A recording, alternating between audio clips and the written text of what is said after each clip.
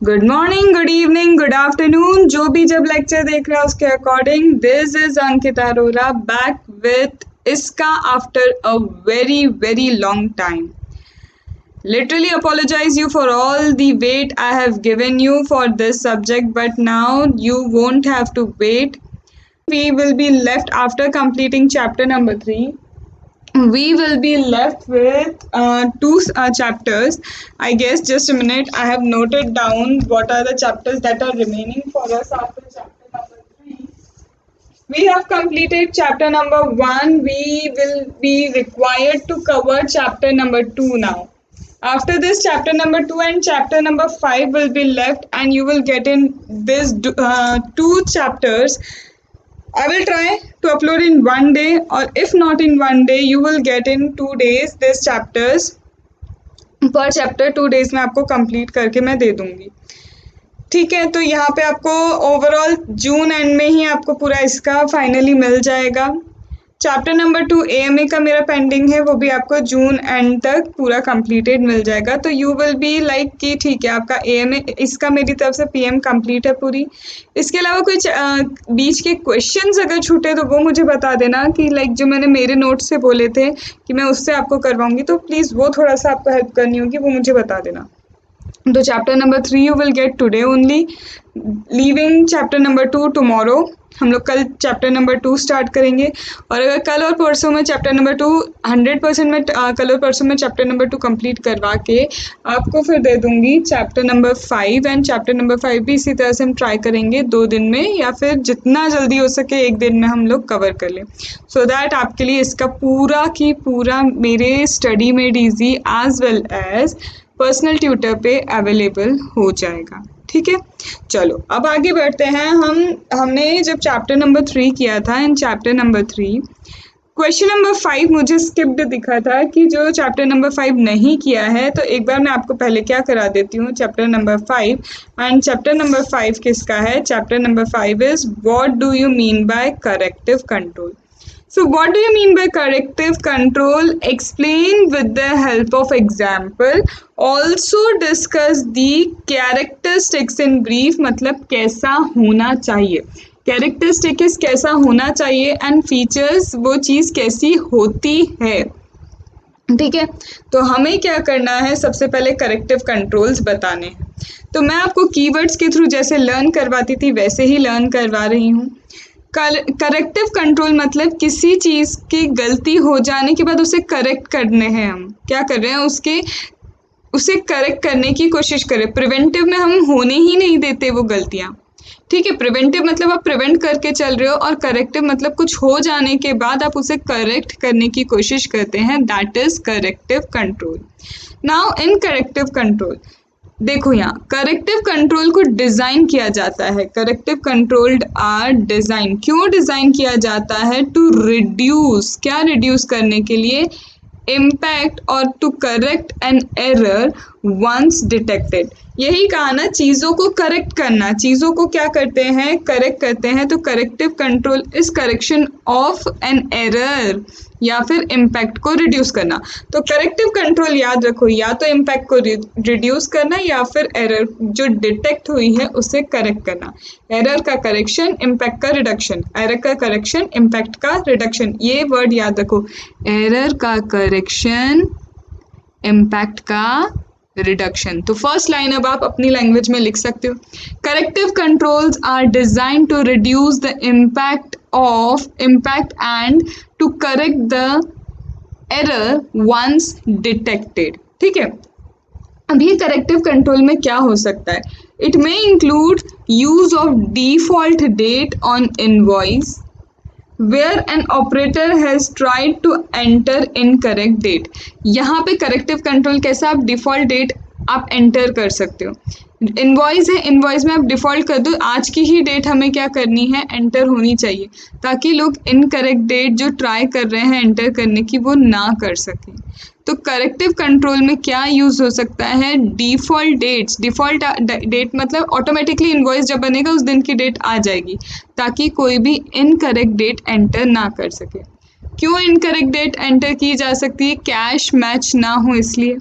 आज आया हमारे पास कैश कलेक्शन 10 लाख, लेकिन हमने क्या किया, उसे डेट चेंज कर दी। डेट चेंज करने से क्या होगा, यहाँ पे कैश मैच नहीं होगा आपका, तो यहाँ फ्रॉड के चांसेस आ सकते हैं। यहाँ क्या हो सकता है, फ्रॉड के चांसेस हो सकते हैं। तो this is what using default dates, by कि इनकरेक्ट डेट क्या हो, एंटर नहीं की जा सके। Business continuity plan is corrective control. इसके बाद बिजनेस कंटिन्यू करना, कुछ गड़बड़ होती है उसके बाद करेक्टिव करते हुए बिजनेस जब कंटिन्यू करते हैं तो business continuity plan is again an example of corrective control. Contingency planning, rerun procedure, change input value to an application system, and investigate budget variance and report violation। कहीं ना कहीं corrective control क्या है, गलतियां ढूंढना। तो बजट के variance से आप एक्चुअल में क्या हुआ है उसको इन्वेस्टिगेट कर रहे हो कि हमने बजट इतना किया था, एक्चुअल इतना है, तो ऐसा क्यों, ताकि हम करेक्टिव कंट्रोल्स उस पर लगा सके। तो करेक्टिव कंट्रोल रिड्यूस करता है इम्पैक्ट को एंड करेक्ट करता है एरर जो डिटेक्ट की गई है। यहाँ पे डिफ़ॉल्ट डेट्स आप यूज़ कर सकते हैं ताकि ऑपरेटर जो इनकरेक्ट डेट एंटर करने का ट्राई कर रहा है वैसा ना हो। बिजनेस कंटिन्यूटी प्लानिंग की बात करें तो business continuity planning is an example of corrective control. Corrective control के कुछ और एग्जाम्पल्स हैं जैसे contingency planning, rerun procedure, input enter करना, change the input value to an application system, या फिर budget variance and report violation को investigate करना कि बजट में इतना था, एक्चुअल इतना है, तो कहाँ वायलेशन हुआ है, क्या करेक्टिव एक्शंस की रिक्वायरमेंट है। यहाँ तक याद हुआ आपको।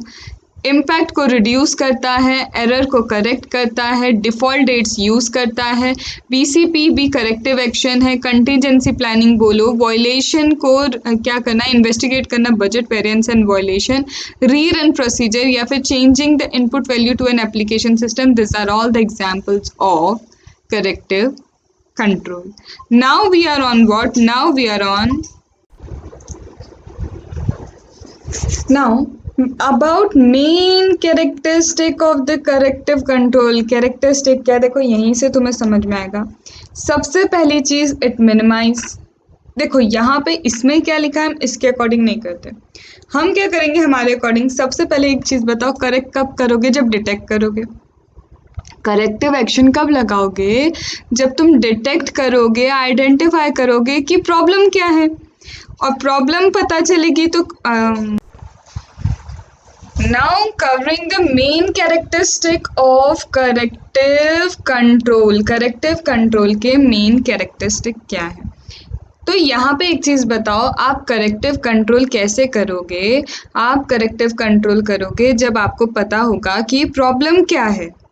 When you will identify the problem and problem का cause क्या है, तभी तो उस cause को लेके you will apply the corrective action to minimize what, to minimize its impact, ताकि वो फ्यूचर में भी अकर ना हो।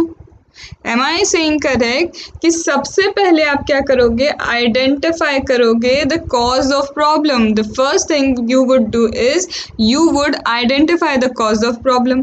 प्रॉब्लम का cause पता चला तो उसमें क्या रेमेडी लगा सकते हैं, providing the remedy to the problem discovered by detective control.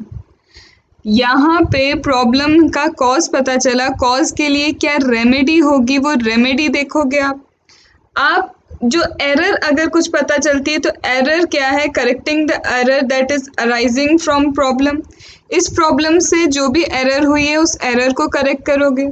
In simple term सबसे पहले प्रॉब्लम देखोगे, प्रॉब्लम का कॉज क्या है, कॉज देखने के बाद उसमें रेमेडी क्या लगेगी, एरर हुई है तो एरर को करेक्ट करेंगे। आप क्यों कर रहे हैं ये सब, आप कर रहे हैं to minimize the impact of threat. जो भी थ्रेट वगैरह इससे होना है उसके इम्पैक्ट को मिनिमाइज करने के लिए।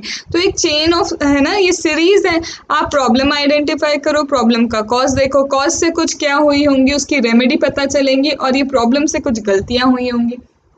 रेमेडी क्या है वो आपको प्रोवाइड करना है, गलतियों को करेक्ट करना है। क्यों कर रहे हो? To minimize the impact of threat. ये सब आप थ्रेट को मिनिमाइज करने के लिए कर रहे हो। और ज़्यादा से ज़्यादा आप ये भी कर सकते हो, फीडबैक ले लो, feedback from preventive detective control. Preventive detective control क्या फीडबैक देता है? वो फीडबैक लेके भी आप प्रॉब्लम का सोल्यूशन कर सकते हैं, करेक्टिव एक्शन अप्लाई कर सकते हैं। इनफैक्ट आप ये सब ये भी कर रहे हैं कि फ्यूचर में इसका ऑकरेंस मिनिमाइज हो सके तो मॉडिफाई करेंगे आप process of the system to minimize future occurrence. क्यों कर रहे हैं आप ये सब? To minimize the future occurrence of this incidents. इस इंसिडेंट्स के फ्यूचर ऑकरेंस को आप क्या कर रहे हैं? मिनिमाइज करने की कोशिश कर रहे हैं। अगर मैं सिंपल टर्म्स में बोलूँ, अगर मैं आपको सिंपल टर्म्स में बोलूँ कि सबसे पहले तो हम क्या करें, प्रॉब्लम की जड़ तक जाएं। प्रॉब्लम क्यों है, मतलब उसका कॉज क्या है। इस कॉज की आपको मिलेंगी कुछ remedy, you will get what, certain remedy. इस प्रॉब्लम से हुई होंगी कुछ एरर, ठीक है, इससे क्या हुई होंगी, कुछ एरर हुई होंगी। रेमेडी को आप क्या कर रहे हैं, अप्लाई कर रहे हैं in order to correct the causes. Error जो है, एरर को आप करेक्ट करने की कोशिश कर रहे हैं। Why you are doing all this, दो चीज़ों के लिए, to minimize the impact of the threat minimize करने के लिए, एंड फ्यूचर अकरेंस जो है, future occurrence of same incidents आप क्या कर रहे हैं, प्रोटेक्ट कर रहे हैं। ठीक है, इसके साथ आप आगे से क्या कर सकते हैं, कुछ फीडबैक ले सकते हैं। आप क्या कर सकते हैं, कुछ फीडबैक भी ले सकते हैं from the preventing and detective control. तो this is what, this is question number 5। आपको ये जो मैंने ऐसा इतना छोटा सा बनाया ना, ये एक स्टिकी नोट में आप बना के रख लो अपने उधर, ताकि आपको ये जो मेन चीज़ों से मैंने लिंक किया है ना, बाद में आपको याद रहेगा। हर बार आप मेरे वीडियोस देख के लर्न नहीं करोगे, एक बार लर्न करो और आगे से ये जो मैं छोटी छोटी चीज़ें देती हूँ ये आप लिख के रख लो, ताकि आपको हेल्पफुल रहे ये चीज़ें। तो we have completed question number 5, question number 5 complete किया। अब मैंने जहाँ तक अभी देखा है कि मैंने आपको क्वेश्चन नंबर 5 यहाँ पे स्किप हुआ था या क्या, या फिर हो सकता है डबल भी हो गया, क्योंकि मैंने तो जो देखा उसके अकॉर्डिंग चैप्टर क्वेश्चन 5 स्किप्ड हो गया था। क्वेश्चन 6 हम कर चुके हैं, क्वेश्चन 7 कर लिया था, क्वेश्चन 8 कर लिया था, क्वेश्चन 9, क्वेश्चन 10 तक हम लोग कंप्लीट कर चुके थे। We have already completed till question number 9। Now let us move to question number 11।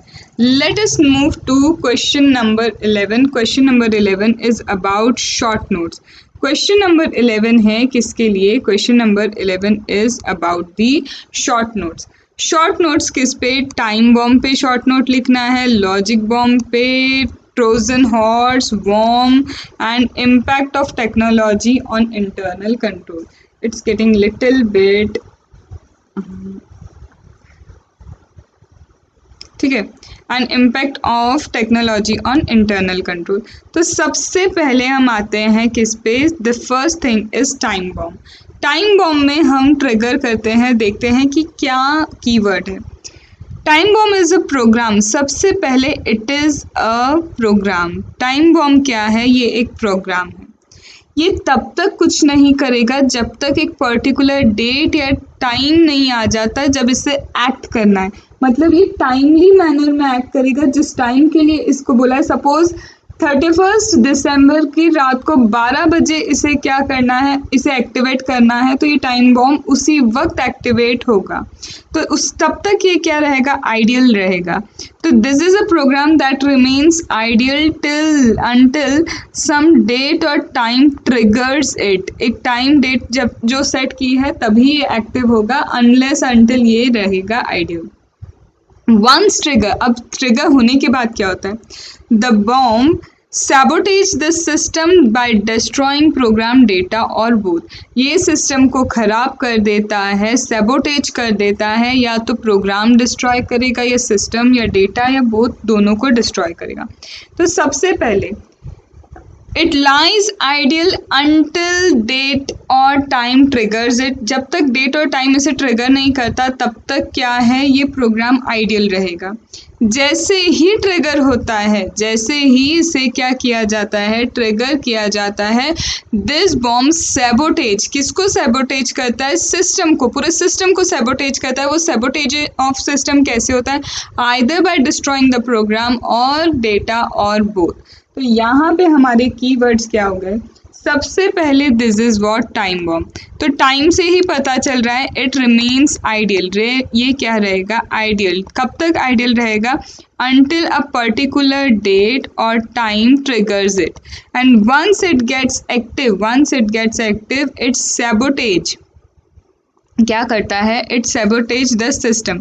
System को कैसे सैबोटेज करेगा? ये सिस्टम को सैबोटेज करेगा either by destroying the data और प्रोग्राम और both. By destroying the data, program और बोथ। अब एक चीज़ देखो, ये जो मैंने ऐसा बनाया ना, इसमें सारे कीवर्ड्स हैं। आइडियल रहेगा जब तक कि डेट टाइम ट्रिगर ना कर जाए। ये सैबोटेज करता है सिस्टम को बाय डिस्ट्रॉइंग द डेटा और प्रोग्राम और बोथ। तो ये छोटी छोटी चीज़ें, either you highlight it, but highlight से ज़्यादा ये सीक्वेंस तुम्हें आगे चल के रिविजन में काम आएगी। Mark my words. ठीक है, फिर हम आते हैं दूसरे पे, दैट इज लॉजिक बॉम्ब। दूसरा हमारा क्या है? हमारा है ये लॉजिक बॉम्ब। लॉजिक बॉम्ब भी is a program, it's a program. वो आइडियल रहेगा अनटिल कोई पर्टिकुलर सर्कमस्टेंस ट्रिगर ना कर जाए। ये लॉजिकली वर्क करता है। एक पर्टिकुलर सर्कमस्टेंस बता दिया कि इस तरह का सर्कमस्टेंस हो, तब जाके आपको प्रोग्राम को, सिस्टम को डिस्ट्रॉय करना है। तो it remains ideal until some specified circumstance trigger. Once it get triggered, तो फिर वही है, it sabotage the system by destroying the program, data और बोथ। तो सिंपल सी बात है, टाइम बॉम्ब डेट और टाइम के लिए वेट करता है and logic bomb waits for the specified circumstance. वो स्पेसिफाइड सर्कमस्टेंस के लिए वेट करता है।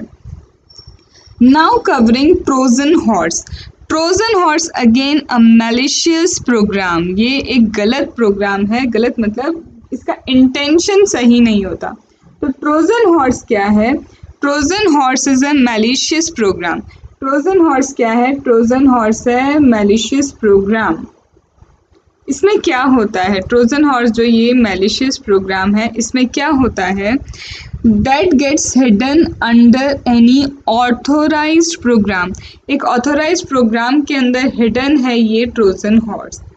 Trojan horse is illicit coding contained in an legitimate program। Legal program में, ऑथोराइज प्रोग्राम में एक इलीगल चीज का होना है Trojan horse. Hidden under authorize program, जिसे हम बोल सकते हैं इलिशिएट कोडिंग। ऐसी कोई कोडिंग जो हार्म करेगी, आपके सीक्रेट्स पहुंचा सकती है या कुछ भी, तो it's an illicit content. Illicit what? Coding that is under a legitimate program and cause illegitimate action. गलत तरह के एक्शंस होते हैं। The concept of the Trojan is like bomb, but a computer clock or circumstance do not necessarily activate it. सुनना, सबसे पहले ये एक मैलिशियस प्रोग्राम है। What do you mean by malicious? मतलब विथ रॉन्ग इंटेंशन, गलत इंटेंशंस के साथ है ये प्रोग्राम। तो यहाँ पे क्या है? It's a malicious program. Malicious program कहाँ हिडन है? Hidden under authorized system. Authorized program के अंदर हिडन होता है। It is hidden under what? Authorize system. इसे बोल सकते हैं इलिशिएट कोडिंग। इलीगल तो नहीं, मतलब गलत तरह की जो कोडिंग होती है, जिसमें कहीं ना कहीं ऑथोराइज सिस्टम से कुछ ना कुछ चीज़ें लेने की अनऑथोराइज तरीके से कोशिश की जाती है या उसे डिस्ट्रॉय करने की कोशिश करते हैं। तो हिडन कहाँ है? हिडन कहाँ है ये? Hidden under authorize program. कह सकते हैं ये इलिशिएट क्या है? इलिशिएट कोडिंग है। इलिशिएट कोडिंग है इन अ लेजिटिमेट प्रोग्राम। ठीक है, illicit coding under legitimate program and cause illegitimate action, और ये इललिगिटिमेट एक्शंस करवाती है। इसका कॉन्सेप्ट क्या है? Concept is like bomb. Bomb के जैसे ही, लेकिन टाइम और किसी स्पेसिफाइड सर्कमस्टेंस की इसमें ज़रूरत नहीं है। No need of any time और स्पेसिफाइड सर्कमस्टेंस, यहाँ पे कोई ज़रूरत नहीं है। ठीक है, मतलब इसे एक्टिवेट करने के लिए कोई टाइम की ज़रूरत नहीं है। ये ऑटोमेटिक भी क्या हो सकता है? अपडेट हो सकता है, एक्टिव हो सकता है। ये आपके पासवर्ड को चुरा सकता है, चेंज कर सकता है, किसी रिकॉर्ड को मॉडिफाई कर सकता है, किसी अनऑथोराइज्ड यूज़र को सिस्टम यूज़ करने के लिए भी दे सकता है। Trojan horse hide in a host and generally do not damage the host program। Program को डैमेज नहीं करता, बट आपके सीक्रेट जो है या फिर कॉन्फिडेंशियल डेटा है, पासवर्ड है, वो सब पहुंचाता है किसी और की तरफ। It can not copy themselves, ये खुद को कॉपी नहीं करता, ठीक है। It does not copy themselves to other software in the same और अदर सिस्टम, ये अपने आप को बहुत मल्टीपल कॉपी वाला सिस्टम नहीं है इसका। ट्रोजन में get activated only if illicit program is called explicitly, ये तभी एक्टिवेट होगा जब प्रोग्राम को एक्टिवेट कराया जाएगा, एक्सप्लिशिएटली एक्टिवेट होगा ये। It can be transferred to other system only if an unsuspecting user copy the Trojan program, दूसरे प्रोग्राम में तभी जाएगा जब यूज़र को पता नहीं होगा और वो गलती से ट्रोजन के प्रोग्राम को दूसरे फोल्डर, दूसरे सिस्टम में क्या करता है, कॉपी करता है। हम इसके पॉइंट्स को अभी लर्न करेंगे, पहले हम रीड आउट कर रहे हैं, ठीक है। क्रिसमस कार्ड एक तरह का ट्रोजन है। यहाँ पे क्या है, डिटेक्ट हुआ था कि ईमेल, जैसे आईबीएम सिस्टम है, आईबीएम सिस्टम पे मेल आए, मेल में क्या आया, क्रिसमस कार्ड आया। जिन जिन लोगों ने उस क्रिसमस कार्ड को ओपन किया उन सब के सिस्टम में ये ट्रोजन हॉर्स चला गया। तो इट वाज डिटेक्ट किया गया था कि इंटरनल ईमेल जो आईबीएम सिस्टम का है उसमें वर्ड लिखा था क्रिसमस, ठीक है। और क्रिसमस में क्या हुआ था, क्रिसमस ट्री एज एक्सपेक्टेड उसमें ड्रॉ किया हुआ था। तो यहाँ जैसे आपने क्लिक किया, इसे ओपन किया, it will send copy of similar output to all other users that are connected to the network. जैसे ही because of this message on other terminal other user can not save their half finish work. अब इससे क्या हुआ था, जैसे ही जिन्होंने Christmas card open किया उस सिस्टम से जितने लोग कनेक्टेड थे, उस नेटवर्क से जितने लोग कनेक्टेड थे, वहाँ तक ये ट्रोजन हॉर्स पहुँचा। एंड जिन जिन लोगों का अनसेव्ड वर्क था, आधा फिनिश किया था, सेव नहीं कर पाए थे, तो वो वर्क फिनिश ही नहीं हुआ। तो मतलब कितना कॉन्फिडेंशियल डेटा गया होगा, ऐसे ही चला गया होगा। तो ट्रोजन हॉर्स को टाइम की ज़रूरत या फिर स्पेसिफाइड सर्कमस्टेंस की ज़रूरत नहीं है। ये अपने आप को कॉपी नहीं करता है, लेकिन एक अनसस्पेक्टेड यूज़र अगर उस ट्रोजन प्रोग्राम को कहीं और कॉपी करता है तो ये दूसरे प्रोग्राम में भी जाता है। ये एक तरह का इलिशिएट कोडिंग है, जो एक क्या है, इलिशिएट कोडिंग जो लेजिटिमेट प्रोग्राम में है।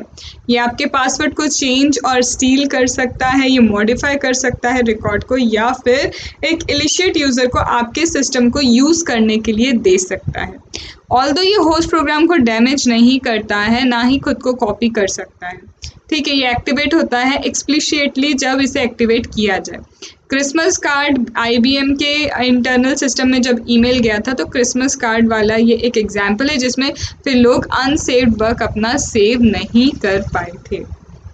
तो अब हम इस पे जाते हैं, किस पे जाते हैं मैम, अब मैं आपको इसके छोटे छोटे कीवर्ड्स एक बार बता देती हूँ, तो दैट विल हेल्प यू, ठीक है। चलो, सबसे पहले ये क्या है, ये है एक malicious program. First keyword, it is the malicious program. कहाँ हिडन है ये हिडन है on the authorized system, authorized program में हिडन है। A malicious program that is hidden in authorized system, a malicious program that is hidden in authorized program, ठीक है। ये क्या है, it is an illicit coding in, it is what, illicit coding in legitimate program. Malicious program जो hidden है authorised program में, ये इलिशिएट coding है एक किसमें, लेजिटिमेट प्रोग्राम में, जो कौन से एक्शन करती है, इललेजिटिमेट एक्शन करती है। It does not require time और specified circumstance to activate it. It may change or steal the password, modify the record, or allow the illicit user to use the system.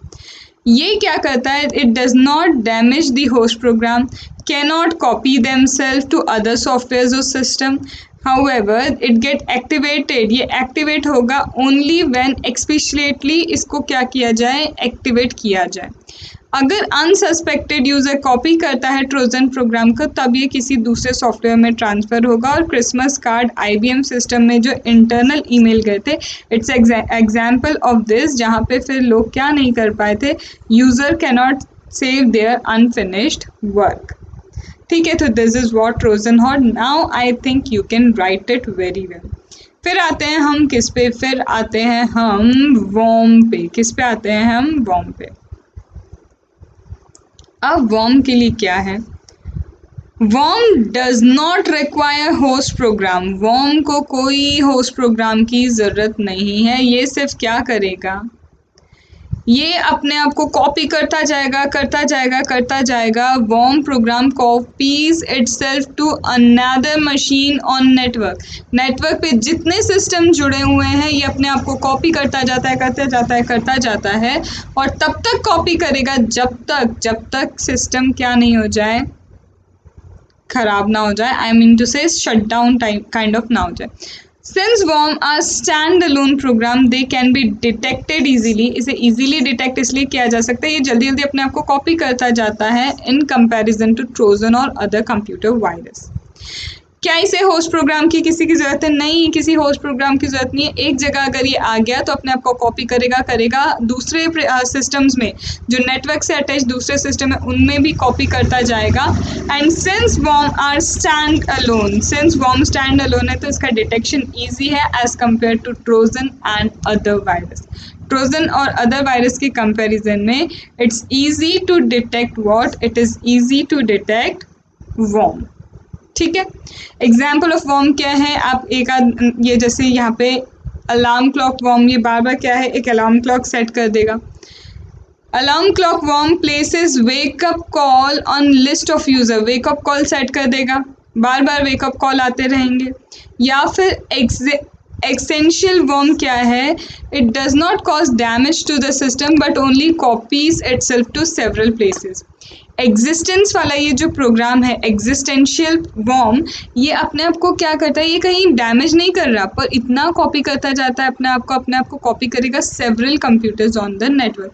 तो example दे दिए, एक existential programme है, existential worm है, और एक है alarm clock worm. Alarm clock worm क्या करेगी, वेकअप कॉल सेट करेगी, और ये एग्जिस्टेंशियल वर्म जो है ये क्या करेगा, ये अपने आप को सेवरल सिस्टम जो नेटवर्क में अटैच्ड है उन पे कॉपी करता जाएगा। तो ये वर्म से रिलेटेड, ट्रोजन हॉर्स से related, time bomb, logic bomb से रिलेटेड चीज़ें हमने की। अब आते हैं ये इंटरनल कंट्रोल जो है, इंटरनल कंट्रोल पे कैसे इम्पैक्ट करता है। इम्पैक्ट ऑफ टेक्नोलॉजी, टेक्नोलॉजी का इम्पैक्ट इंटरनल कंट्रोल पे कैसे है, तो ये मैं अभी क्या कर रही हूँ, डायरेक्टली आपको इसका समझाती जाती हूँ। It's a big one, yes, but ये believe me it is really very easy. बड़ा दिख रहा है लेकिन ये इजी भी बहुत है। ठीक है, तो चलो इसको मैं आपको अपने तरीके से पहले समझाऊंगी और उसके बाद हम फिर इसको रीडिंग करेंगे, राइट। तो ये जो हम कर रहे हैं ना, impact of technology on internal control, तो यहाँ पे सबसे पहले हम क्या करेंगे, ये वाली चीज़ को समझेंगे थ्रू माय नोट्स जो मैंने बनाए थे। तो यहाँ पे क्या है, ये पूछ रहा है कि ड्यू टू टेक्नोलॉजी, टेक्नोलॉजी के आने से, due to the technology what are the impact on internal control, internal control पे क्या क्या इम्पैक्ट आया है just because there is now technology. तो first thing is, if you have to use the technology, आप टेक्नोलॉजी यूज़ करना चाहते हैं तो what you need is a competent and trustworthy person, कोई आपके सिस्टम को अच्छे से यूज़ करे, समझ पाए, संभाल पाए, उसको यूज़ करके इफेक्टिव यूटिलाइजेशन कर पाए। For that you need a person who is competent and trustworthy. एक तो ट्रस्टवर्दी भी होना चाहिए, साथ में कॉम्पिटेंट। कॉम्पिटेंट इसलिए उसके पास प्रॉपर स्किल्स होने चाहिए, प्रॉपर नॉलेज होना चाहिए, जिसके बेसिस पे he could effectively use the computer based information system, and he should be trustworthy. ऐसा ना हो हमारी इंफॉर्मेशन वो कहीं और लीक करने लग जाए, कॉन्फिडेंशियल इंफॉर्मेशन हमारी लीक हो जाए। तो इम्पैक्ट क्या है इंटरनल कंट्रोल पे, इंटरनल कंट्रोल पहले ऐसा होता था फिजिकल फॉर्म में डॉक्यूमेंट्स होते थे, तो हमें जिसको कॉपी देनी है हम उसे उसकी कॉपी देते थे, नहीं तो नहीं देते थे। ठीक है, यहाँ पे जिसके पास हमें रखना है सिर्फ उसी के पास होते थे, ये नेटवर्क पे शेयरिंग नहीं होती थी हमारे कॉन्फिडेंशियल चीज़ों की। बट ड्यू टू टेक्नोलॉजी, कहीं ना कहीं टेक्नोलॉजी के आने से ट्रस्टवर्दी एंड कॉम्पिटेंट पर्सनल की रिक्वायरमेंट आ गई है, ज़रूरत पड़ गई है। तो पहला इम्पैक्ट है, there should be competent trustworthy personal proper skills and knowledge needed, यहाँ पे प्रॉपर स्किल एंड नॉलेज चाहिए। क्यों? क्योंकि कई बार ये जो पर्सनल है ही इज़ रिस्पॉन्सिबल, इसके पास पावर होती है कि कंप्यूटर बेस्ड इंफॉर्मेशन सिस्टम का डेवलपमेंट, इम्प्लीमेंटेशन, ऑपरेशन, मेंटेनेंस वो करवाते हैं। They are engaged in development, implementation, operation and maintenance of computer-based information system. तो कहीं ना कहीं competent, trustworthy personnel की requirement generate होती है। Are you getting? The first point is competent, trustworthy personnel. Skills and knowledge are required because substantial power is wasted for the computer-based information system का development, उसे implement करना, उसे maintain करना, उसे operate करना इनके हाथ में होता है। Then second क्या है हमारे लिए? Second is segregation of duty. Second is what? Second is segregation of duty. अब आप कहेंगे segregation of duty में क्या होगा? मैन्युअली जब काम होता था, मैन्युअली आपको पता है ऑथोराइजेशन किससे ट्रांजैक्शन का कौन करेगा, कौन अप्रूव करेगा, ठीक है, कौन एंटर करेगा उस ट्रांजैक्शन में, हर चीज़ की ड्यूटी सेग्रीगेटेड होती थी। हाउएवर अगर कंप्यूटर बेस्ड सिस्टम की बात करें तो कहीं ना कहीं इतना सेग्रीगेशन नहीं है। ऑथोराइजेशन कई बार ऑटोमेटिक भी रहता है, ठीक है। तो यहाँ पे auditor is very concern, auditor to be concern, उसे क्या देखना होगा about the segregation of duty कि कोई ट्रांजैक्शन होता है, एग्जाम्पल परचेस का ट्रांजैक्शन है, तो परचेस ऑर्डर को ऑथोराइज किसने किया है? अथॉरिटी, ठीक है। ऐसा परचेस ऑर्डर कोई और जनरेट करे, उसकी अथॉरिटी कोई और दे, चेक कोई और करे कि एक्चुअल में इतना परचेस करना भी था या नहीं, तो segregation of duty is needed. However यहाँ पे ऑडिटर इज कंसर्न, ऑडिटर को ये चीज़ चेक करनी होगी ऐसे एनवायरनमेंट में जहाँ पे CBIS सिस्टम यूज होता है, टेक्नोलॉजी यूज होती है, auditor to be concern about the segregation of duty. Why? To prevent and detect the error and irregularity. अगर कोई एरर है, कोई इरेगुलरिटी है, तो उसे प्रिवेंट डिटेक्ट करने के लिए। As the staff in information technology environment, as the staff in IT environment have detailed knowledge interrelation between, यहाँ पे क्या है, as the staff in IT environment, जो IT एनवायरनमेंट में स्टाफ है उन्हें पूरा नॉलेज होता है कि डेटा कहाँ से आ रहा है, कहाँ प्रोसेस होता है, कहाँ डिस्ट्रीब्यूट होता है, कहाँ यूज होता है, तो they have knowledge about everything. तो इसलिए एक सेग्रीगेशन ऑफ ड्यूटी देखना जरूरी है, क्योंकि there is a particular person who knows each and everything. तो यहाँ पे auditor is to be concerned about the segregation of duty. क्यों concerned? To prevent and to detect the error irregularity. As the staff in IT environment have detailed knowledge and they know the interrelationship between the source of data, its processing, its distribution and how where the output is used. तो पहला था competent personnel, second क्या है? Segregation of duty is required. If I talk about third is what? Third is authorization procedure. Third is what? Authorization procedure. यहाँ पे कई जगह authorisation directly क्या होता है, कंप्यूटर प्रोग्राम कर देता है, तो ऑथोराइजेशन भी कहीं ना कहीं अफेक्ट हुआ है। Competent personnel, trustworthy personnel required, segregation of duty needed and authorization procedure कहीं जगह क्या है, embedded in computer program, वो directly computer program में है, that also impacts. Then fourth is adequate document and record. Document must not be used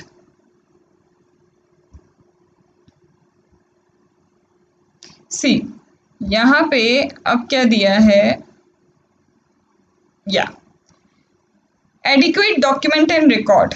यहाँ पे कहीं ना कहीं कोई भी ट्रांजैक्शन होता है, ट्रांजैक्शन का एग्जीक्यूशन या फिर उसका इनिशिएशन, ये सारे के ये जो एग्जीक्यूशन, इनिशिएशन या फिर रिकॉर्डिंग है, इसके लिए कोई डॉक्यूमेंट नहीं है।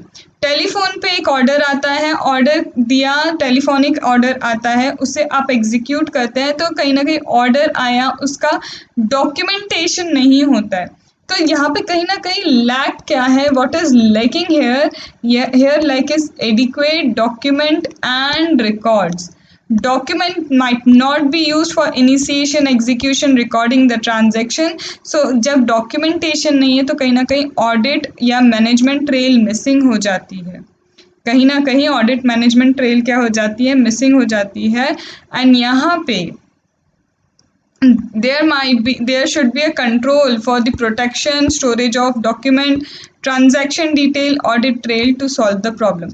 ये प्रॉब्लम सॉल्व की जा सकती है अगर थोड़ा प्रोटेक्शन डॉक्यूमेंट्स को स्टोर किया जाए, ट्रांजैक्शन की डिटेल मेंटेन की जाए तो ऑडिट ट्रेल बन जाएगी, तो ये प्रॉब्लम सॉल्व होगी। There are 4 things that are impacted, that is first thing competent and trustworthy personnel required, second is segregation of duty, third is what authorization procedure affect हुआ है and adequate document and record. This is all a general thing, you don't need to mug up. तो ये जो मैंने chart यहाँ पे दिया है, आपको सिर्फ क्या करना है, इसके कीवर्ड्स को समझना है एंड अपनी लैंग्वेज में ये कीवर्ड्स यूज करते हुए इनकॉर्पोरेशन देना है आंसर को, if in case it comes in exam. बात वहीं आती है कि कीवर्ड्स आने चाहिए। किसी ने नहीं कहा कि रटंत विद्या करो, ये कीवर्ड्स हैं जो मैंने यहाँ पे लिखे हैं, you have to incorporate this keywords and that is it. 4 चीजें समझ ली, competent trustworthy personal, segregation of duty, authorization procedure, adequate document and record. अब इसके बाद आते हैं हम किस पे, इसके बाद आते हैं 5th नंबर पे। And what is the 5th number? Physical control over the asset and record.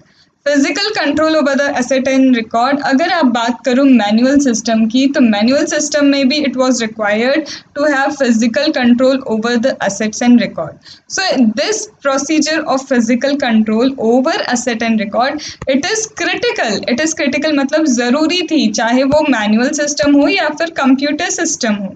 Control over the asset, आपके जो इंफ्रास्ट्रक्चर है, कंप्यूटर्स हैं, लैपटॉप है, रिकॉर्ड्स हैं, you are needed to have a physical control on it. तो physical control over the asset and record is really required, whether it's manual, whether it's computer system.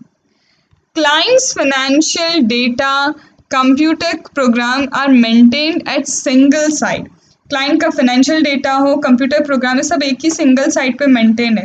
तो जब हर चीज़ एक ही जगह है तो इट इंक्रीजेस द लॉस, कि अगर computer को कुछ होता है, दिक्कत होती है, कोई डिजास्टर होता है, तो सारी चीज़ें क्या हो जाएंगी, अफेक्ट हो जाएंगी।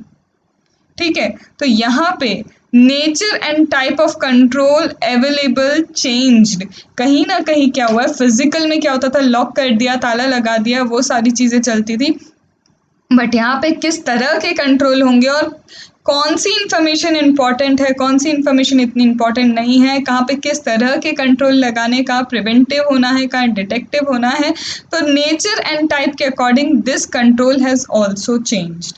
This control has also changed. तो physical control over asset and record is necessary, whether it's manual, whether it's computer system, because अभी क्या होता है, client का financial data हुआ, other documents हुए, other information हुई, computer program, it is all at a single site. If the computer is get abused, if any disaster happens, there is a risk that you will incur losses. This increases the losses, right? तो यहाँ पे nature and type के according there is a change in control, किस तरह के control लगाना है। तो 5 things we have done: competent and trustworthy personnel, segregation of duty, authorization procedure, adequate document and record, and 5th is physical control over the asset and record। मैं बार बार revise इसलिए कर रही हूँ, मैं कीवर्ड्स रिवाइज नहीं कर रही हूँ, पर मेन हेडिंग वो रिवाइज कर रही हूँ। इसके अंदर क्या है मैंने आपको समझाया है, तो अब आप इजीली उसे समझ के लिख पाओगे। बहुत ज़्यादा चीज़ें नहीं, इसको सिर्फ समझना है और आपको अपनी लैंग्वेज में इनकॉर्पोरेट करना है यूजिंग द कीवर्ड्स, राइट। फिर आते हैं हम 6th नंबर पे। What is 6th is about? 6th is about adequate management supervision. It is about adequate management supervision. अब मेरी एक छोटी सी बात समझना एडिक्वेट मैनेजमेंट सुपरविजन के बारे में। When you are having a manual control, manual चीज़ें चलती थी कि रिमोट एरिया में अगर कोई गया है सेल्स पर्सनल, आपको नहीं पता कि वो किस एरिया में है। अब सपोज करो उस एरिया के किसी क्लाइंट की रिक्वायरमेंट आती है, आप उस बंदे से क्या नहीं कर पाते, कांटेक्ट नहीं कर पाते, नेटवर्क इशू, ये वो ब्ला ब्ला बहुत सारी चीज़ें। बट यहाँ पे जैसे ही कंप्यूटर बेस्ड सिस्टम या फिर टेक्नोलॉजी आई है तो it enables the employee can get in a closer contact to the customer they serve. कहीं ना कहीं एप्लीकेशन आ गई है, कोई भी हमें दिक्कत होती है हम कस्टमर केयर पे क्या करते हैं, या तो कॉल करते हैं या एप्लीकेशन में ही हमारी क्या लिख देते हैं। देखो स्विगी देख लो, स्विगी पे क्या है, टेक्नोलॉजी आई, आपके पास अगर गलत क्वालिटी का, बेकार क्वालिटी का फूड आया है, आपके पास क्या है, रॉन्ग ऑर्डर हुआ है, आप वहीं पे टाइप करते हैं अपनी कंप्लेन और वो रिजॉल्व हो जाती है। तो कहीं ना कहीं employee get in closer contact with the customer they serve. दूसरा, अगर हम मार्केटिंग वालों को देखें तो उनके पास हमने एप्लीकेशन दिया, हमें पता होता है कि हमने जहाँ भेजा है बंदा, जीपीएस के थ्रू हम ट्रैक कर सकते हैं कि उस एरिया में है भी या नहीं, कहाँ पहुँचा है। तो यहाँ पे इस एरिया में अगर वो है और उसी एरिया के किसी क्लाइंट की रिक्वायरमेंट आती है तो हम उसे डायरेक्टली वहाँ भेज सकते हैं। तो इसके थ्रू एम्प्लॉयज, ये जो एम्प्लॉय है, they get in a closer contact to the customer they serve. Supervision of employ easy हो गया है, कहीं ना कहीं सुपरविजन ईजी है, और ये सुपरविजन से error and fraud could be detected easily. It helps in detection of error and fraud. 6 चीजें हमने की, फिर रिवाइज करेंगे, क्यों नहीं करेंगे रिवाइज, हमें तो याद करना है, पॉइंट्स तो एटलीस्ट याद ही हो जाने चाहिए। फर्स्ट था competent and trustworthy personal, second था हमारा सेग्रीगेशन ऑफ ड्यूटी, थर्ड हमारा क्या है, ऑथराइजेशन प्रोसीजर, फोर्थ है हमारा adequate document and records, fifth हमने अभी क्या किया था, फिफ्थ हमने किया था, it slipped from my mind, sixth हमारा था yes physical control over the assets and record, और ये हो गया हमारा एडिक्वेट मैनेजमेंट सुपरविजन। ये क्या है हमारा एडिक्वेट मैनेजमेंट सुपरविजन। फिर आते हैं हम यहाँ पे independent check on performance. Independent check on performance, technology है तो टेक्नोलॉजी के थ्रू आप क्या करोगे, प्रोग्राम का कोड ऐसे डिज़ाइन करो कि ऑथराइजेशन कोई और करे, आप उसकी एक्यूरेसी, कंप्लीटनेस सब चेक कर सकते हो। तो परफॉर्मेंस चेक किया जा सकता है अगर कंप्यूटर कोड आपका परफेक्ट है, कंप्यूटर की प्रोग्राम कोडिंग, सॉरी प्रोग्राम की कोडिंग आपने सही की है, अथॉरिटी जिसको देनी है उसको ऑथराइजेशन दिया है, वो एक्यूरेट है, कंप्लीट है, तो कहीं ना कहीं सिस्टम का फ्लो पूरा आप चेक कर सकते हो। अगर प्रोग्राम कोड सही है तो पूरा सिस्टम सही काम करेगा। हाँ, फेलियर अगर हार्डवेयर सॉफ्टवेयर का है तो उसको हम नहीं बोल सकते। आप इंडिपेंडेंट चेक कर सकते हो परफॉर्मेंस, प्रोग्राम कोड अगर आपका ऑथोराइज्ड है, एक्यूरेट है, कंप्लीट है, तो complete flow of the system can be detected, it will go in a good flow, it will go in a designated procedure unless and until there is a failure in hardware or software, unless until there is a failure in hardware or software। देखो 9 points है इसमें, इसे मैं इन 9 points को भी logically कैसे याद करना है वो बताऊंगी, पर अभी मैं आपको साथों साथ एक एक बार इसलिए रिवाइज कर रही हूँ ताकि दिमाग में तो बैठ जाए हमारे। सबसे पहला था कॉम्पिटेंट पर्सनल, है ना, trustworthy personal, segregation of duty था, थर्ड हमारा क्या था, ऑथराइजेशन प्रोसीजर, फोर्थ था एडिक्वेट डॉक्यूमेंट, फिफ्थ था physical control over the asset, fifth क्या था, physical control over the asset, fifth था हमारा सुपरविजन। सुपरविजन क्या था, supervision adequate management supervision and independent check over the performance. अब 2 बचते हैं, दैट इज जो भी रिकॉर्ड किया है उसे आपको चेकआउट करना है पीरियोडिकली। एसेट रिकॉर्ड हुई कि सपोज करिए कि ये स्टॉक इतना हमारे पास अवेलेबल है, तो you have to compare the recorded accountability with asset. आपको ये जो रिकॉर्डेड चीज़ें हैं इसे विद द असेट चेकआउट करना ही है, कहीं ना कहीं पीरियोडिकली कंपेयर करना है जो रिकॉर्ड किया है वो एक्चुअल में है या नहीं। इससे पता चलेगा अगर कुछ इनकम्प्लीट, कुछ इनएक्यूरेंसी है, कुछ शॉर्टेज या एक्सेस है तो वो आपको पता चल जाएगा। क्यों? क्योंकि सीबीएस में क्या है, कंप्यूटर बेस्ड सिस्टम में software is use to prepare this data, however internal controls are needed, कि ये जो प्रोग्राम कोडिंग है इंटरनल कंट्रोल्स ऐसे चाहिए कि हमें ये देखना होगा सिर्फ कंप्यूटर ने रिकॉर्ड कर दिया, that is not enough, a check on that is also needed, internal control is needed, ताकि प्रॉपरली हमें पता हो कि एक्चुअल में यही चीज मेंटेन हुई है जैसी दिखाई गई है। तो there should be comparing the recorded accountability with asset। periodically. So compare the recorded accountability with the asset periodically to check the incompleteness or inaccuracy, whether there is anything shortage or there is excess. In CBS software used to prepare this data. In CBS, the software is used to prepare the data. However, internal control needed to ensure the veracity of program code.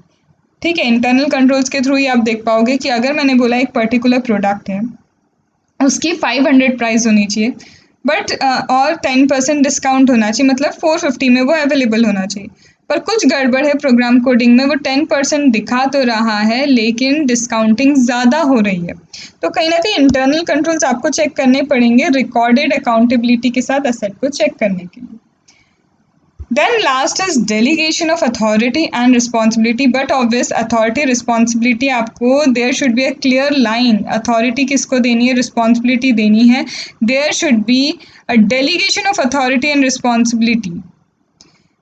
क्यों देना ज़रूरी है? क्योंकि same resources बहुत सारे लोग share करते हैं और ये जो यूज़र्स है कहीं ना कहीं वो कितनी बार डेवलप, मॉडिफाई, ऑपरेट, मेंटेन करते हैं अपनी एप्लीकेशन सिस्टम को, क्योंकि कस्टमाइजेशन दिया गया है। कस्टमाइजेशन हर एप्लीकेशन में आजकल आता है कि आप आपके अकॉर्डिंग कस्टमाइजेशन कर सकते हैं। तो this multiple user they develop, modify और कई बार ऑपरेट, मेंटेन भी करते हैं एप्लीकेशन को, जो एक प्रोफेशनल आईएएस प्रोफेशनल नहीं करता। ये यूजर्स भी कई बार डेवलपमेंट कर लेते हैं एप्लीकेशन का। तो यहाँ पे delegation of authority, delegation of responsibility is very much needed, it is very much needed.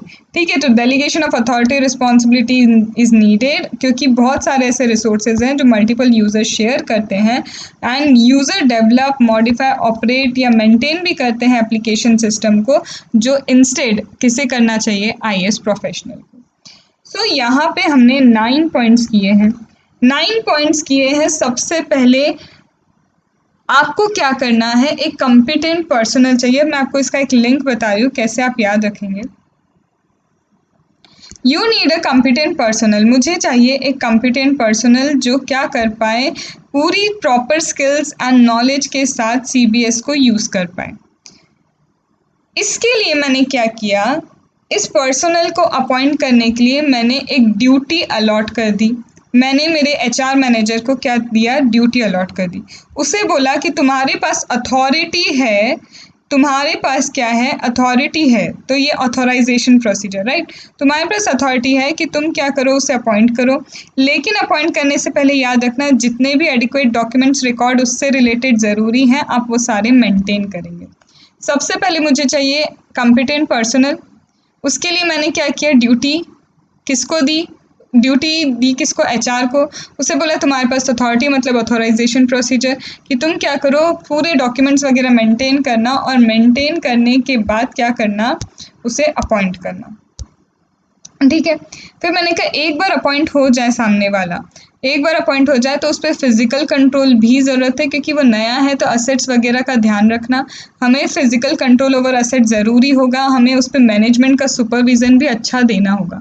Management भी उस पर शुरू में अच्छे से सुपरवाइज करेगी, क्योंकि नया इंसान, नया एम्प्लॉय हमारे यहाँ आ रहा है। उसके परफॉर्मेंस को आप इंडिपेंडेंटली चेक भी करेंगे, उसके परफॉर्मेंस को आप इंडिपेंडेंटली क्या करेंगे, चेक करेंगे। तो एक कॉम्पिटेंट पर्सनल चाहिए जिसके लिए ड्यूटी मैंने दी एचआर को। उसको कहा तुम्हारे पास अथॉरिटी है कि एडिक्वेट डॉक्यूमेंट मेंटेन करके उसे अपॉइंट करो।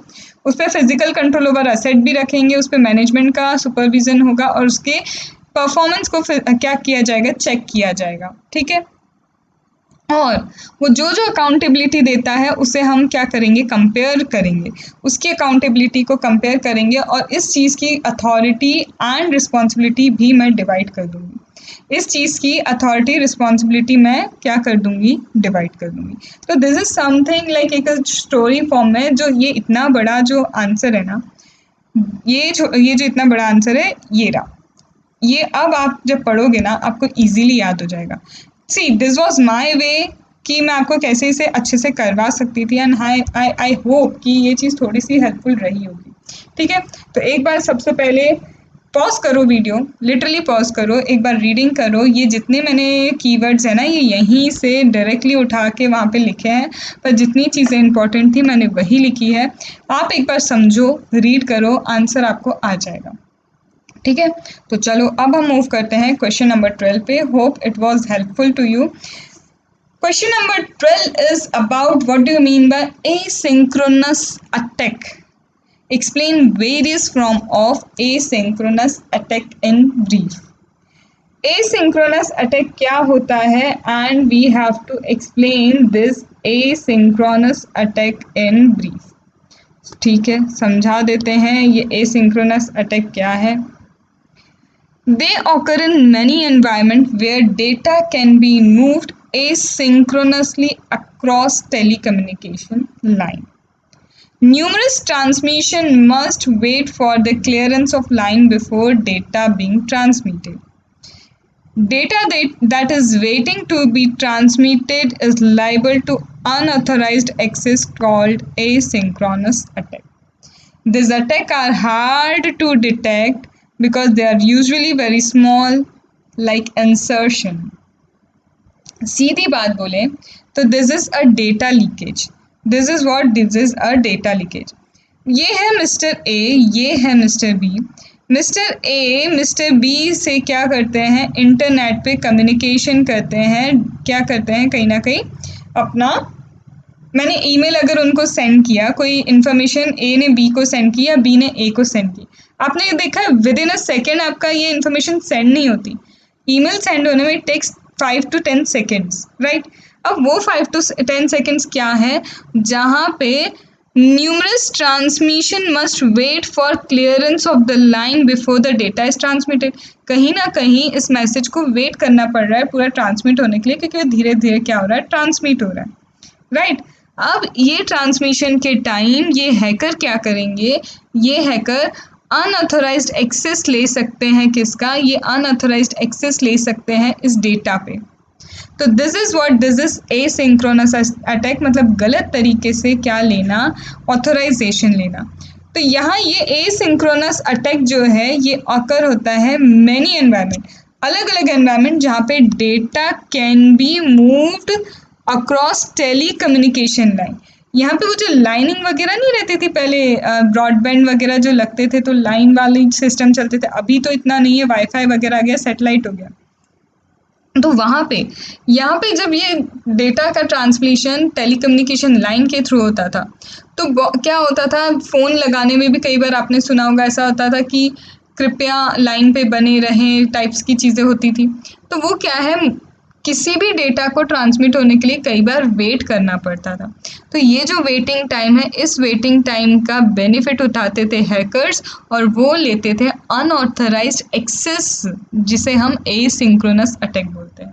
और इसे डिटेक्ट करना बट ऑब्वियस क्या है, मुश्किल है, क्योंकि ये तो बहुत छोटी सी चीज़ है ना.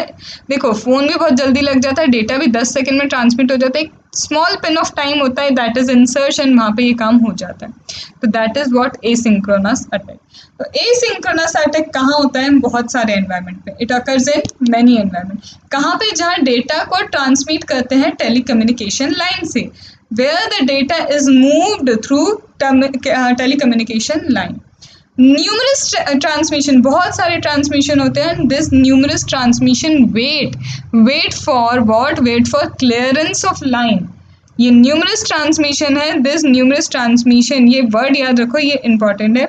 Numerous transmission waits for the clearance of line before data gets transmitted.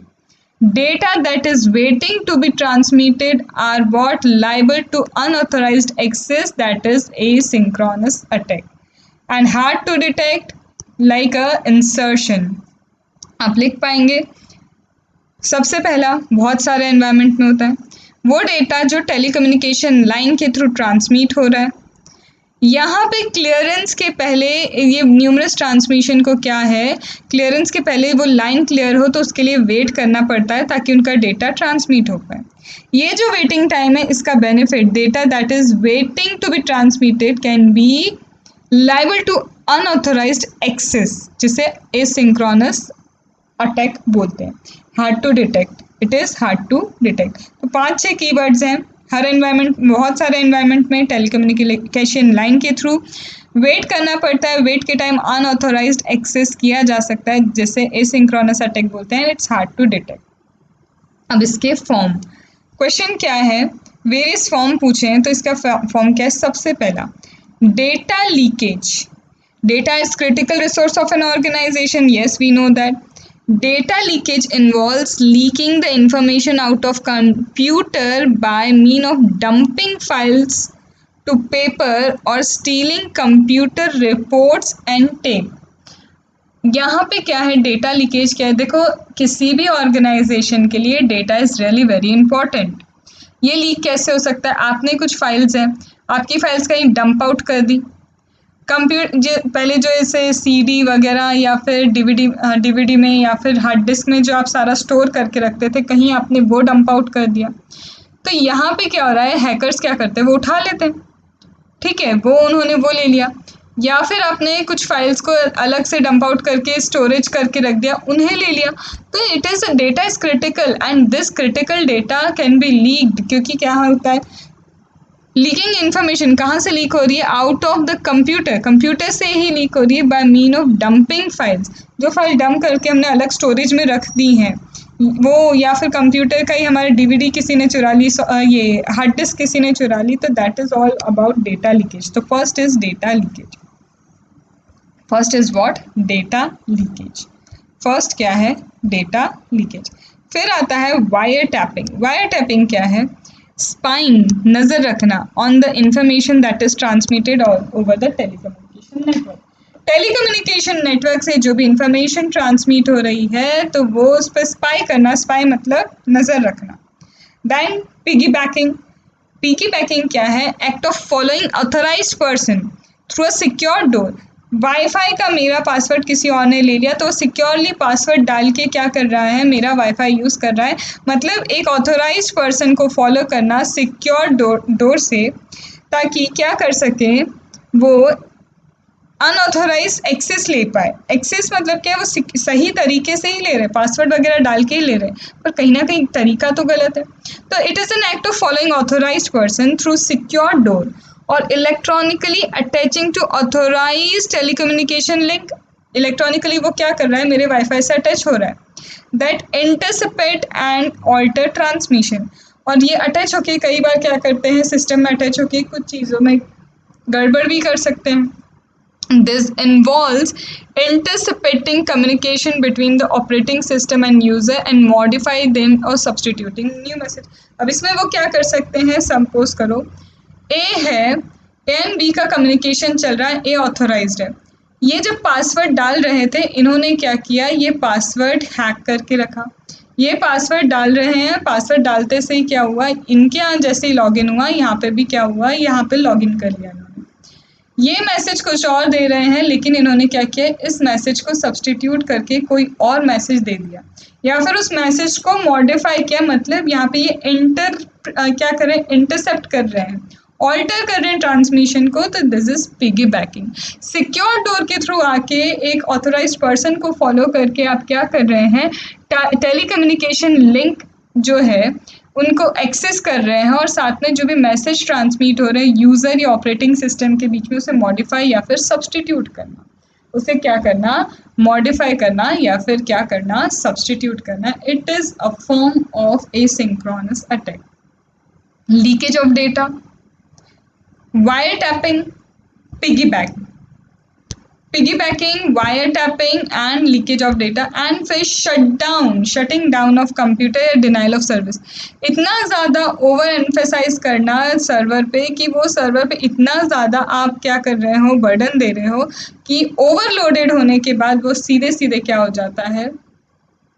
बंद. आईसीआई का रिजल्ट जब आता है तो इतना ज़्यादा लोग उस साइट पे जाते हैं कि ओवरलोड के कारण वो साइट कई बार काम नहीं करती. तो यहाँ पे वही है, shutting down of the computer और डिनाइल ऑफ सर्विस. इतना ज़्यादा ओवरलोड बढ़ना कि उससे उस वेबसाइट को आप एक्सेस ही नहीं कर पाते हो, या फिर कंप्यूटर ही क्या हो जाता है? Shut down. नाउ एग्जैक्टली इसमें होता क्या है? देखो, ये फिर से क्या है? ये है सर्वर, ये है मिस्टर ए जो ऑथोराइज्ड पर्सन है हमारे इस सिस्टम को यूज़ करने के लिए. ये बैठे हैं हमारे हैकर भाई साहब. अब हैकर का काम क्या है? यहाँ सुनो. ये हैकर क्या करेंगे? हाई लेवल जो सिक्योरिटी हाई लेवल सिस्टम है, server is the high level system, right. यहाँ पे ये इनिशिएट करेंगे यहाँ से शटडाउन प्रोसीजर। अगर आपके सर्वर जो है प्रोटेक्टेड हैं तो वो क्या करेंगे, इस चीज़ से बचने के लिए या फिर कुछ भी ऐसा अनऑथोराइज्ड हुआ है सर्वर के लिए तो they will initiate that procedure. कई बार लेकिन क्या होता है, ऐसे अगर नहीं होता है कि वो सेफ्टी मेजर्स अडॉप्ट नहीं करते हैं तो सीधे सीधे सर्वर अपने आप को क्या करता है, शट डाउन। तो यहाँ देखो क्या लिखा है, this is initiated through terminal और microcomputer. This is initiated through the terminal or microcomputer directly indirectly connected to computer। directly indirectly कुछ अगर कंप्यूटर से कनेक्टेड है तो ये शटडाउन प्रोसीजर वहीं से इनिशिएट होती है। It is initiated through terminal और माइक्रो कंप्यूटर डायरेक्टली या इनडायरेक्टली कनेक्टेड है आपके कंप्यूटर से। इंडिविजुअल ये जो हैकर है ये क्या करेंगे, जिसे high level system log on ID पता है वो शटडाउन प्रोसीजर इनिशिएट करेगा। होता कहाँ से है, टर्मिनल से। टर्मिनल या माइक्रो कंप्यूटर जो डायरेक्टली इनडायरेक्टली आपके नेटवर्क से कनेक्टेड है। इंडिविजुअल जिसे high level log on ID पता है वो शटडाउन प्रोसीजर इनिशिएट करेंगे। ठीक है, अब ये जो सिक्योरिटी मेजर है वो इफेक्टिवली फंक्शन कर सकता है अगर अप्रोप्रिएट कंट्रोल आपने लगाए हैं तो। अदरवाइज क्या होता है, some of the system has proved to vulnerable to shutting themselves down in order to prevent the harm when they are overloaded। या तो अप्रोप्रिएट एक्सेस कंट्रोल जो है उसका मेजर्स लिए जाएंगे, security measure will function effectively. अगर ऐसा कुछ होता है, जो भी अप्रोप्रिएट कंट्रोल्स लगाए हैं वो इफेक्टिव हो जाएंगे। या फिर क्या होगा, ये कुछ सिस्टम ऐसे होते हैं जो खुद को बंद कर लेते हैं, शट डाउन कर लेते हैं जब बहुत ज़्यादा ओवरलोड आता है, एंड हैकर इस टेक्निक को यूज़ करके शट डाउन कर देते हैं कंप्यूटर सिस्टम ओवर इंटरनेट। अब जहाँ ये शट डाउन हुआ तो हैकर्स इस चीज़ को यूज़ करेंगे और यूज़ करके आपके सिस्टम को क्या कर देंगे, शट डाउन। तो यहाँ पे 4 methods, data leak, right, wire tapping जिसमें आप स्पाई करते हो, देन पिगीबैकिंग ऑथोराइज चैनल से घुसना, एंड शटिंग डाउन मतलब जब बहुत ओवरलोड है आपका सिस्टम शट डाउन हो गया, या फिर लॉगिन आईडी से शट डाउन करने की प्रोसीजर चलाना ताकि जब ये शट डाउन हो तो ओवर द इंटरनेट आपके पूरे सिस्टम को ही शट डाउन कर दिया जाएगा। ये करता है कौन, हैकर। ये कौन करता है, हैकर। मतलब जिसने ये सपोज कीजिए ये इंडिविजुअल है, इन्होंने हाई लेवल लॉगिन आईडी से क्या किया, सर्वर को शट डाउन करा, तो हैकर इस चीज़ का फ़ायदा उठा के ओवरऑल आपके इंटरनेट पे सिस्टम को पूरा शट डाउन कर देगा। समझ रहे हो, ये इंडिविजुअल यहाँ पे कौन है, ये मिस्टर बी, इन्होंने अभी शट डाउन प्रोसीजर चालू की और हैकर ने उसका फ़ायदा उठाया। तो this are the 4 system, this are what, this are the 4 things that is related to asynchronous attack. That is related to what, asynchronous attack। ठीक है, तो I hope things are getting pretty much clear. हम कोशिश कर रहे हैं कि ज़्यादा से ज़्यादा क्वेश्चंस कर लें, बट मैं स्लो इसलिए चल रही हूँ क्योंकि फास्ट जाके आप फिर से बार बार मेरा वीडियो सुनो, उससे अच्छा स्लोली आप सुन लोगे, आपके दिमाग में रजिस्टर होगा, आप वीडियो पॉज करोगे, अब उस आंसर को पढ़ोगे, जल्दी याद हो जाएगा।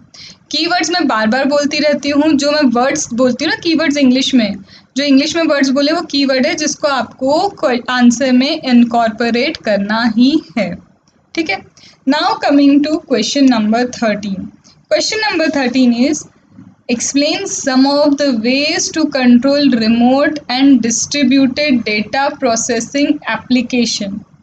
कुछ ऐसे कंट्रोल्स, कुछ ऐसे तरीके बताइए कि रिमोट या डिस्ट्रीब्यूटेड डेटा प्रोसेसिंग होती है, अलग अलग जगह हमारा डेटा जाता है, हमारे कंप्यूटर नेटवर्क से बहुत सारे क्या है नेटवर्क्स कनेक्टेड है, हर एम्प्लॉय को हमने एप्लीकेशन इंस्टॉल करके दी है कि अब इससे ही हम क्या करेंगे, कंपनी आपको डेटा भेजेगी। तो जब रिमोट एरिया में या फिर डिस्ट्रीब्यूशन होता है डेटा का तो उसे कैसे कंट्रोल में लाए। तो ways to control the remote and distributed data processing, ये जो डेटा प्रोसेसिंग होता है, remote and distributed data processing application, जो ये सारा एप्लीकेशन जो ये डेटा को डिस्ट्रीब्यूट करने में हेल्प करती है, डेटा को प्रोसेस करने में हेल्प करती है। इस एप्लीकेशन को आप कैसे कंट्रोल करेंगे, कैसे प्रोटेक्ट करेंगे? तो key ways to control the remote distributed data processing application, ये जो डेटा प्रोसेसिंग एप्लीकेशन है, इस डेटा प्रोसेसिंग एप्लीकेशन को आप कैसे, इस पे क्या कंट्रोल्स लगाएंगे, उसके बारे में ये क्वेश्चन है। ठीक है, चलो तो स्टार्ट करते हैं।